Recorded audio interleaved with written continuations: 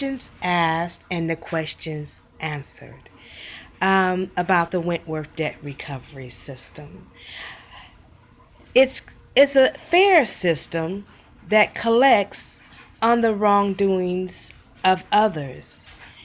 You have right now a lot of psychologists and psychiatrists and doctors and nurses and judges and also attorneys who are being judged or having to sit at the feet of the seat for judgment based off their deeds and the deed system, their acts within their life and their soul, not off of you thinking something crazy, because anybody can think a crazy thought and be like, oh child, that thought came and went. When it comes to something that you may want to do, you may even have a thought of going to knock somebody teeth out their mouth or hit them upside the head. But sometimes you have to have a reasoning mind, a rational mind, where you say, I won't do that because of the repercussions and the effects and the cause and effects of me doing that, and the reaction and what may happen, the what if factor. So therefore, the Wentworth debt recovery system is a system that is recovering, and you have so much warning on TV in regards to the Wentworth debt recovery system. You have this show from Australia called the Wentworth Nurses. Now, there's always a reason why the Aborigines or the Aboriginal people of Australia do not rush to come to the United States, and some of them sit back and watch and observe more than the Native Americans do, and they watch. And you have this show called the Wentworth Nurses, or excuse me, the Wentworth Prison. But if you look at them, I call them nurses. If you look at them, their prison gown outfit is a nurse uniform, or the nurse colors, or the hospital colors that you wear in hospitals. So that's a hint. It gives you a clue.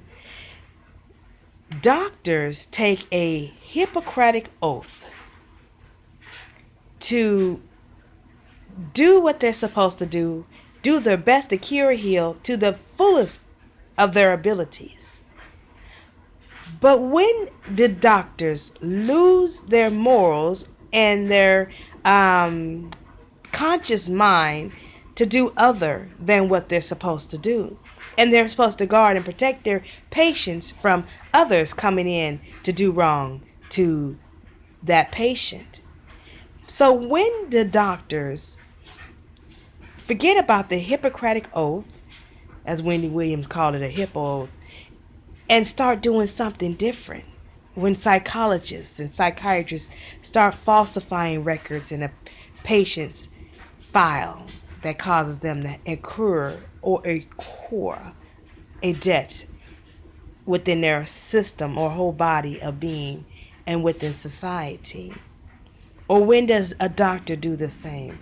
Or when does a nurse do something and forget about her oath that she took to do the best that she could? That weeper woman that sits at Northgate, because understand, the weeper woman, or what you call the nurses, know the wealthy man and the poor man just as well as his wife does.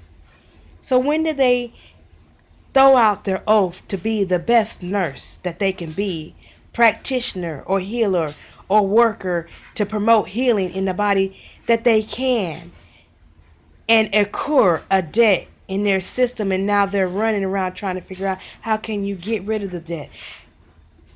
It tells you in the Bible, in the Holy Quran, there's going to be a time when you can't go up to that highest building or mountain and try to sacrifice to turn the skies black, because there's going to be somebody there that's going to stop you when you try to sacrifice the gold in society. Or there's going to be a time when you cannot give a sacrifice because your sacrifice won't be accepted, especially if it's an innocent sacrifice with innocent blood.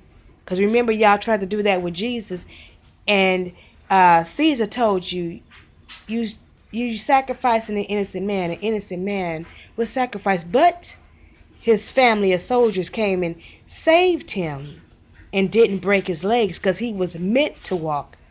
Some of y'all ain't meant to walk. He's meant to walk. So therefore, you have to think professionals. We know y'all got the money. We all didn't have money. But at the same time, you have to think about your actions. Don't forget your conscience and your morals. I always say keep your morals in your front pocket. And morals ain't necessarily making love to a man. That's not losing your morals.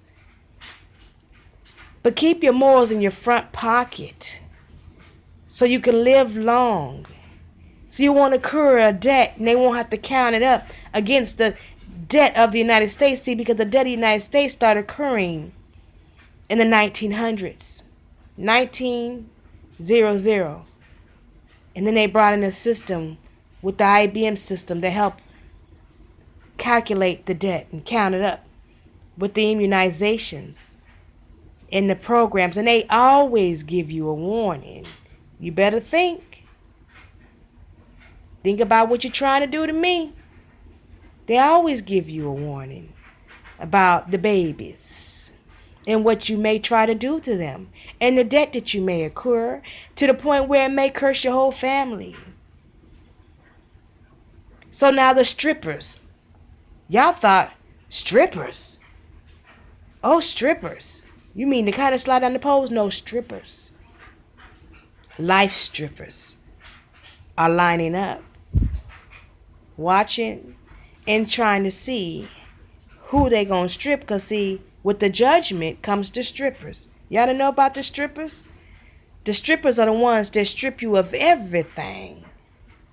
The strippers are the ones ordained to go after the people who came to steal from the ones who are ordained to do in society and help build. The strippers, part of a baroness system. You may be in school sitting next to a stripper or at work sitting next to a stripper.